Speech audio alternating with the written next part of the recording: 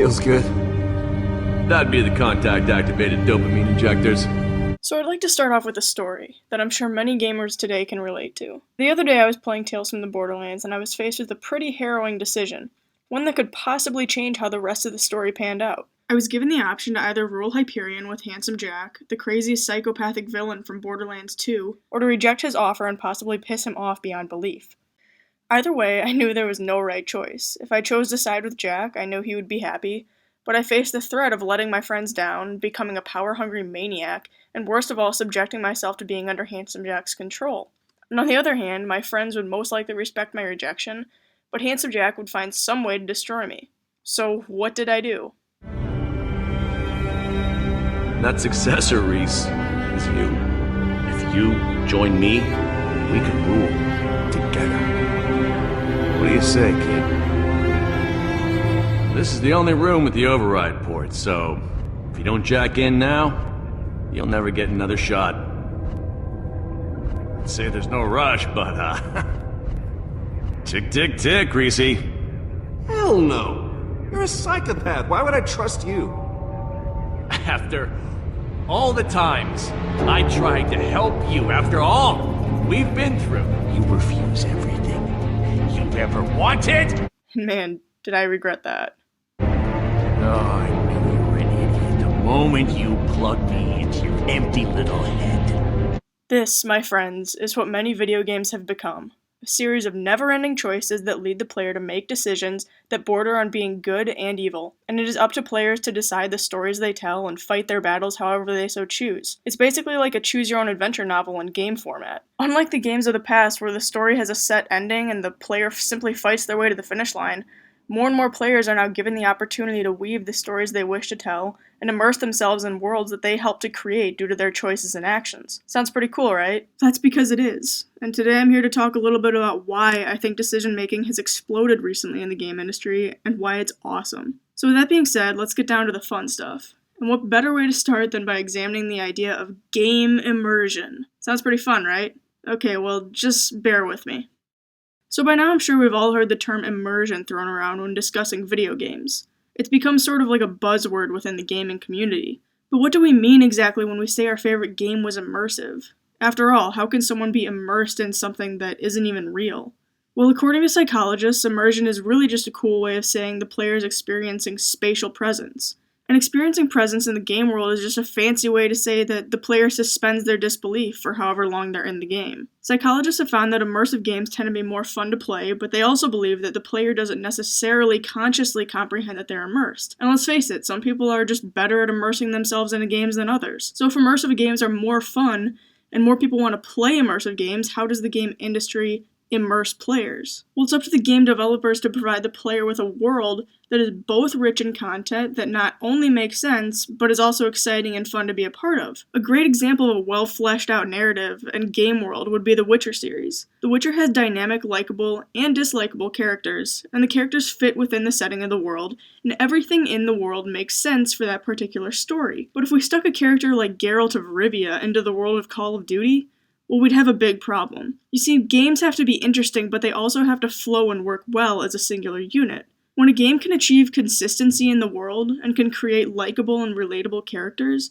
they can immerse the player, and when a player is immersed, time in the real world just doesn't seem to exist. You get lost in the world, sucked into the story, and you empathize with the characters, and the game makes you feel as if it is real. I mean, come on. You cannot tell me that you didn't cry when you thought that Gortys was dead in Tales from the Borderlands.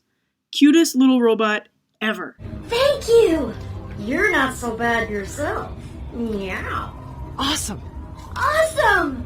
Awesome. But you're probably thinking, so what? What does immersion and crying at incredibly emotional parts of games have to do with decision making? Well, more and more we run into the problem of just how to get players immersed in the game. Developers always want to make the next hit game that's going to suck the player in and make them want to be in their world for hours on end. The more immersive the game, typically the more fun the player has, and the more they play and tell their friends, and then soon enough, those studios have a lot of money on their hands. But if some players aren't always willing to be immersed or just aren't good at it, even when presented with awesome stories and worlds and characters, well, how do you get them to be?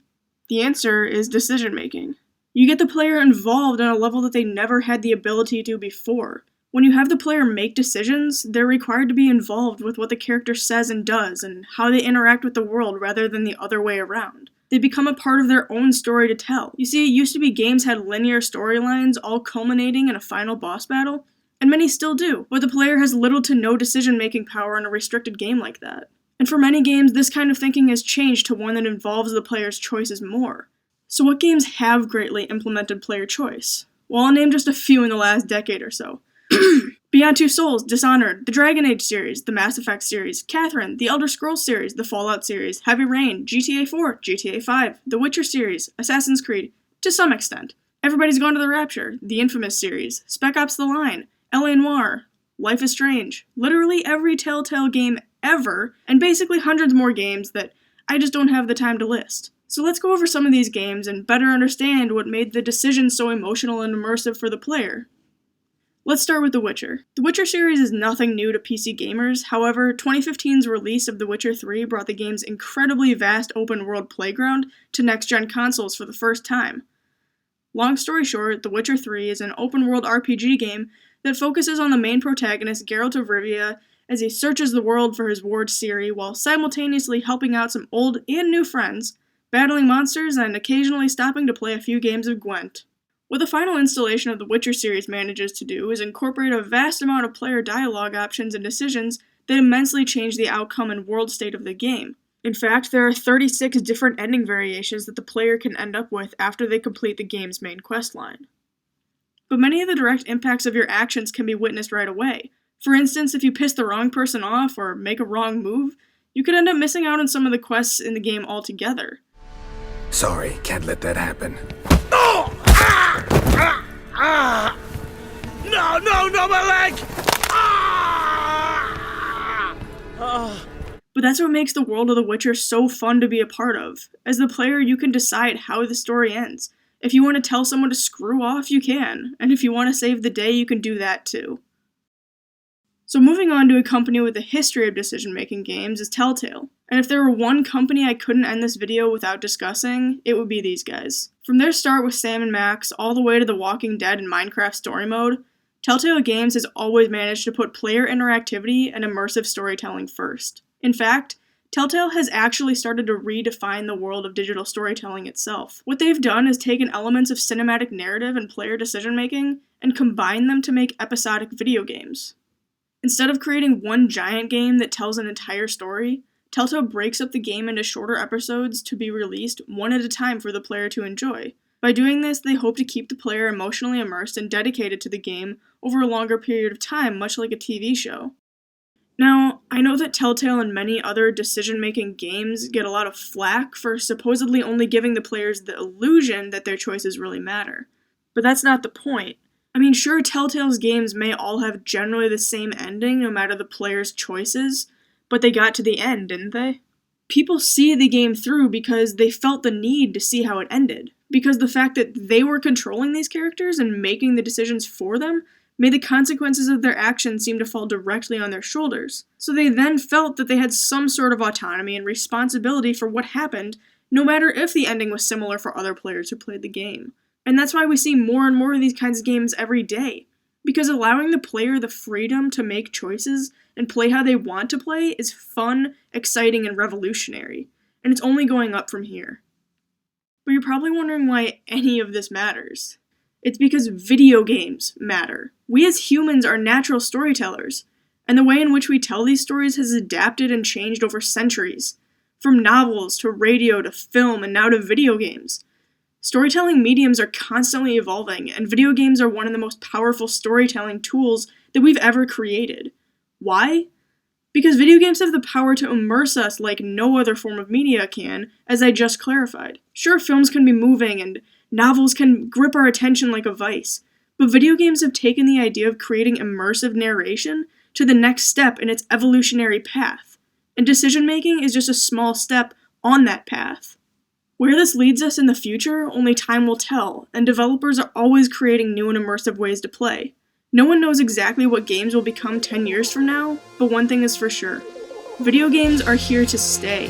and they will continue to develop and grow and keep telling incredible stories as long as there are people willing to listen and be a part of them.